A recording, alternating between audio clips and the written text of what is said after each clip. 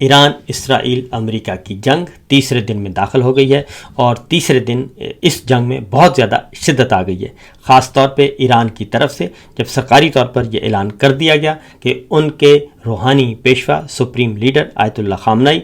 اسرائیل اور امریکہ کے مشترکہ حملے میں شہید ہو گئے ہیں۔ اس کے بعد انہوں نے بدلہ لینے کا اعلان کیا اور اتوار کی صبح آپ یہ دیکھ رہے ہیں، امیجز دیکھ رہے ہیں، اتوار کی صبح ایران نے متعدد امریکی اڈوں کو نشانہ بنایا اور ان اڈوں میں دبئی، دوحہ،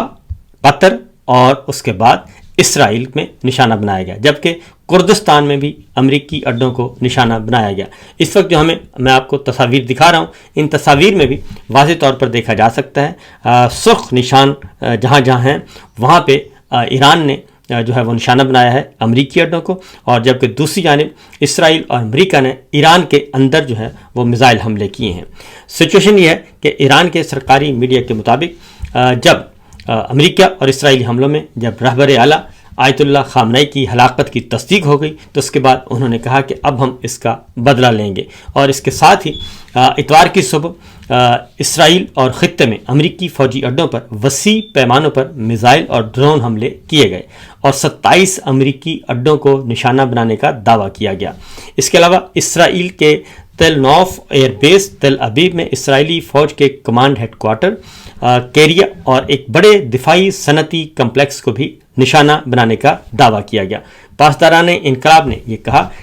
کہ اسلامی جمہوریہ ایران کی مسلح افواج اب مقبوضہ علاقوں اور امریکی اڈوں میں خطرے کی گھنٹی کو آواز کبھی بھی خاموش نہیں ہونے دیں گے، یعنی ہم حملے جاری رکھیں گے۔ دوسری جانب اگلی اطلاع کے مطابق ایرانی حکومت کے قریبی جو خبر رساں ادارے ہیں ان کے مطابق عراقی مزاحمت نے عراقی کردستان میں امریکی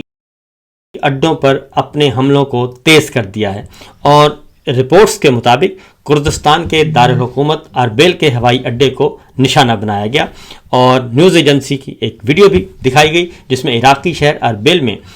دھوئیں کا بادل جو ہے وہ دکھائی دے رہے ہیں۔ اس کے ساتھ ساتھ دبئی، دوحہ اور منامہ یعنی متحدہ عرب امارات اور قطر اور منامہ یعنی کہ اسرائیل میں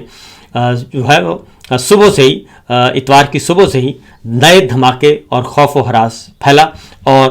سائرن خطرے کے سائرن بھی بجائے گئے، جبکہ خبر رساں ادارہ جو ہے AFP کے مطابق اتوار کی صبح قطری دارالحکومت میں زوردار دھماکوں کی آوازیں سنائی دی گئیں اور دوحہ پر سیاہ دھوئیں کے بادل جو ہیں وہ دکھائی دیے، جبکہ دوسری جانب ایرانی حملوں نے خلیج کے کئی ممالک میں فوجی اڈوں اور ان کے بنیادی ڈھانچوں کو، فوجی تنصیبات کو نشانہ بنایا۔ عمان جو تہران اور واشنگٹن کے درمیان ثالث کا کردار ادا کر رہا ہے، وہاں پر کوئی حملہ نہیں ہوا۔ متحدہ عرب امارات کی وزارت دفاع کے مطابق ایران نے 137 میزائل اور 209 ڈرون داغے، جن کے اثرات سے جو ہے وہ برج العرب جیسے اہم مقامات پر بھی آگ بھڑک اٹھی اور پام جمیرہ میں بھی آگ بھڑک اٹھی، اور ابوظہبی، دبئی اور ہوائی اڈوں پر واقعات ہوئے جن میں ایک شخص ہلاک اور زخمی بھی ہوئے، جبکہ کویت کے ہوائی اڈے پر بھی حملہ کیا گیا۔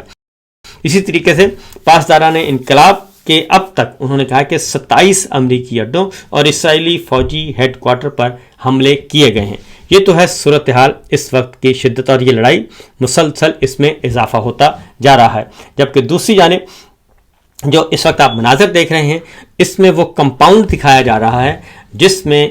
جو ایران کے روحانی پیشوا تھے وہ موجود تھے، اور اب اس کے بارے میں جو رپورٹس آ رہی ہیں اس میں اب یہ واضح طور پر بتایا ہے کہ یہ سارا آپریشن جو ہے وہ CIA نے کیا اور یہ انٹیلیجنس بیسڈ آپریشن تھا۔ اس کا مطلب ہے کہ ایران کے اندر سے ہی کچھ لوگ اطلاع دینے والے تھے، اور انہی اطلاعات کی بنیاد پہ، انہی مخبری کی بنیاد پہ ہی جو ہے وہ ایران کے روحانی پیشوا جو ہیں ان کی ہلاکت ہو سکی ہے۔ رپورٹ شائع کی گئی ہے جی نیو یارک ٹائمز اور واشنگٹن پوسٹ کے مطابق، انہوں نے کہا جی کچھ عرصہ قبل جب امریکہ اور اسرائیل ایران پر حملہ کرنے کے لیے تیار تھے تو CIA نے اس پہ کام شروع کیا، اور CIA کا اصل ہدف تھا کہ سپریم لیڈر آیت اللہ خامنئی کے ٹھکانے کا پتہ لگایا جائے، جس کے بعد CIA جو ہے وہ مسلسل یہ کام کر رہا تھا، اور چند مہینوں کی محنت کے بعد بالآخر آیت اللہ خامنائی کو ٹریک کیا گیا، اور اس کے بعد ہفتے کی صبح CIA کے پاس یہ اطلاع موجود تھی کہ سپریم لیڈر جو ہیں وہ کس جگہ پہ ہوں گے، اور جس کے بعد پھر ہفتے کی صبح تہران کے قلب میں واقع ایک لیڈرشپ کمپاؤنڈ میں ایک میٹنگ ہوگی، اور سب سے زیادہ تنقیدی طور پر CIA کو معلوم ہوا کہ یہ سپریم لیڈر جو ہیں وہ اس سائٹ پر موجود ہوں گے، اور جو جاننے والے تھے، یہاں پہ کہا گیا کہ مختلف سورسز جو ہیں ان کے مطابق امریکہ اور اسرائیل نے نئے انٹیلیجنس نیٹ ورک سے فائدہ اٹھایا اور اپنے حملے کے وقت کا تعین کیا۔ جب ان کو یہ کنفرم ہو گیا کہ ایران کے سپریم لیڈر فلاں کمپاؤنڈ میں ہوں گے، اور جب ان کو اس بات کا یقین ہوا تو اس کے بعد پھر اس کو لاک کیا گیا ٹارگٹ کو، اور اس کے ساتھ ساتھ انہوں نے موقع ملتے ہی یہ میزائل داغے گئے، اور یہ اسرائیل کے جیٹ طیارے تھے، وہ انہوں نے پرواز پر اڑان بھری، اور اڑان بھرنے کے بعد جو ہے وہ انہوں نے دور سے جو میزائل ہیں وہ فضا سے میزائل مارے۔ CIA انٹیلیجنس کے مطابق، لوگوں کے مطابق، اسرائیل کو اپنی انٹیلیجنس جو ہے جو معلومات تھیں وہ امریکہ نے اسرائیل کو منتقل کر دیں، یعنی کہ موساد کو، اور پھر اس کے بعد یہ سارے کا سارا آپریشن کیا گیا اور اپنے ہدف کو نشانہ بنایا گیا۔ انہوں نے کہا کہ ہمیں شروع سے ہی، صبح سے ہی ہمیں اس بات کا علم تھا کہ ہم نے صحیح جگہ پہ نشانہ کیا ہے، اور لیکن ایران کی طرف سے اس میں بعد میں لیٹ تصدیق کی گئی، جبکہ پاسداران انقلاب اسلامی کے کمانڈر ان چیف محمد پاکپور اور عزیز ناصر زادہ اور وزیر دفاع جو ہیں، اور ایڈمرل علی شیخانی ملٹری کونسل کے سربراہ، اور پاسداران انقلاب اسلامی کے کمانڈر سید ماجد موسوی اور دیگر جو ہیں، اور انٹیلیجنس وزیر جو ہیں، وہ بھی اس کارروائی میں جاں بحق ہوئے اور ان کو بھی نشانہ بنایا گیا۔ یہ کارروائی اسرائیل میں صبح 6 بجے کے قریب شروع ہوئی، اور جب لڑاکا طیارے نے اپنے اڈوں سے اڑان بھری، وہ طویل فاصلے تک مار کرنے والے اور انتہائی درست جنگی جہاز، یعنی کہ جدید ترین جنگی جہازوں سے۔ CIA کی رپورٹ کے مطابق یہ کارروائی اسرائیل میں صبح 6 بجے کے قریب شروع ہوئی، اور جب لڑاکا طیاروں نے اپنے اڈوں سے اڑان بھری، اور اس میں طویل فاصلے تک مار کرنے والے اور انتہائی جدید جنگی ساز و سامان سے طیارے لیس تھے، اور جیٹ طیاروں کے اڑان بھرنے کے 2 گھنٹے 5 منٹ بعد صبح تقریباً 9:40 پر تہران میں طویل فاصلے تک مار کرنے والے میزائلوں نے کمپاؤنڈ کو نشانہ بنایا، اور حملے کے وقت ایرانی قومی سلامتی کے اعلیٰ اہلکار احاطے کی ایک عمارت میں موجود تھے۔ جناب خامنائی بھی ایک اور قریبی عمارت میں موجود تھے، اور تہران میں کئی مقامات پر یہ نشانہ بنایا گیا، حملے کیے گئے، جن میں سے ایک میں ایران کے سیاسی سیکورٹی کی اعلیٰ شخصیات جمع تھیں، اور ایک اسرائیلی دفاعی اہلکار نے نیو یارک ٹائم کے ذریعے کو اس بات کا کنفرم کیا کہ پیغام میں جو لکھا ہوا تھا کہ اہلکار کا کہنا ہے کہ جنگ کے لیے ایرانی تیاریوں کے باوجود اسرائیلی کمپاؤنڈ پر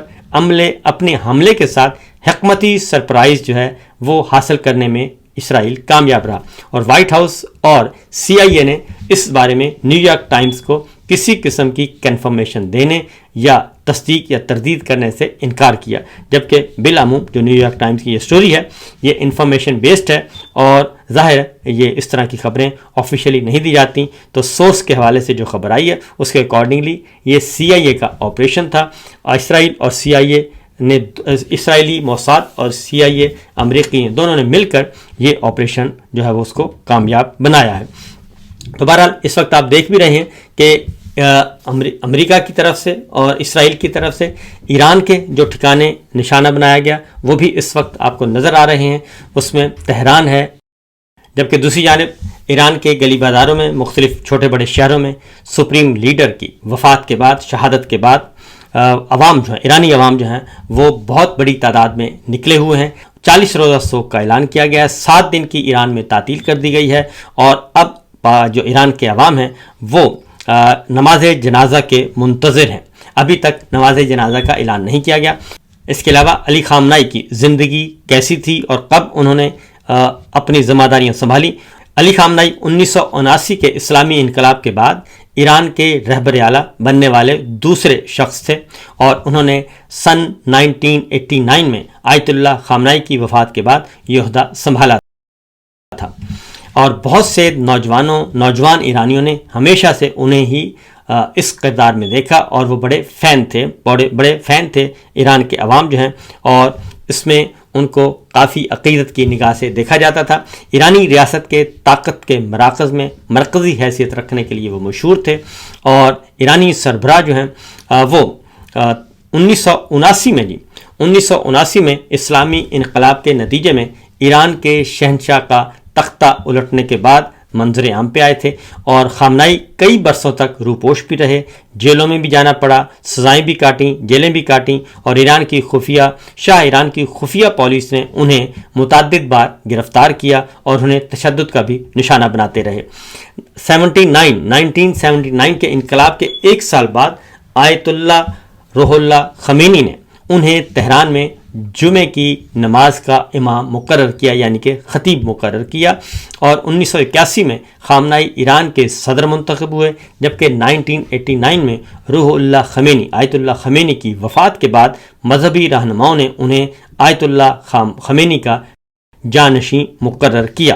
آیت اللہ خامنائی ایران کے سب سے طاقتور شخص کے طور پر جانے جاتے تھے، اور دنیا کی طاقتور ترین شخصیات میں ان کا شمار ہوتا تھا۔ ان کا دور اقتدار تقریباً 36 سال رہا، اور 36 سال تک وہ ایران کے سیاہ و سفید کے مالک رہے، اور ان کو گرانے کے لیے، ان کو مارنے کے لیے متعدد کارروائیاں ہوئیں، متعدد آپریشن کیے، متعدد اٹیمپٹس کی گئیں، لیکن وہ ہر بار محفوظ رہے۔ ان کے بارے میں کہا جاتا ہے کہ جی وہ اپنے کمپاؤنڈ سے بہت کم باہر جاتے تھے، اور ایران سے بھی بہت کم باہر جاتے تھے۔ زیادہ تر ان کی زندگی سادہ تھی، اور وہ اسی کمپاؤنڈ میں اپنی زندگی گزارتے تھے۔ باغبانی اور شاعری کا ان کو شوق تھا۔ 1980 کی دہائی میں ان پر ہونے والے ایک قاتلانہ حملے کے بعد سے خامنائی اپنا دایاں بازو استعمال نہیں کر سکتے تھے۔ یہ ہے ان کی زندگی کے بارے میں کچھ معلومات، اور جو اس وقت عالمی ذرائع ابلاغ اور اس وقت جو ہے وہ کر رہے ہیں جی، رپورٹ کر رہے ہیں۔ تو بہرحال یہ تو ہے ایران اسرائیل امریکہ کی جنگ، اور اس میں ہو گئے ہیں شامل باقی عرب ممالک بھی اور مڈل ایسٹ بھی۔ پاکستان اس میں اس وقت خاموش تماشائی ہے۔ تو دوسری جانب پاکستان سے یہ مطالبات جو ہیں وہ مسلسل آ رہے ہیں، متحدہ اپوزیشن کی طرف سے، پاکستان تحریک انصاف کی طرف سے، عمران خان کی فیملی کی طرف سے، کہ انہیں فی الفور رہا کیا جائے۔ اگر واقعتاً اس وقت ہماری فوجی اور سیاسی قیادت قومی یکجہتی چاہتی ہے، اور اس وقت پاکستان حالت جنگ میں ہے، نہ صرف پاکستان بلکہ یہ خطہ ایک بڑی جنگ کی طرف جا رہا ہے، تو ایسی صورت میں اتفاق رائے پیدا کرنے کے لیے فی الفور ایک قومی کانفرنس بلائی جائے، اور اس میں عمران خان صاحب کو بھی مدعو کیا جائے، کیونکہ عمران خان اس وقت پاکستان کی سب سے بڑی سیاسی جماعت کے مقبول ترین پاکستان کے لیڈر ہیں، اور وہ الیکشن بھی جیتے ہوئے ہیں، اور ان کو سیاسی انتقام کے طور پہ جھوٹے مقدمات میں جیل میں رکھا ہوا ہے۔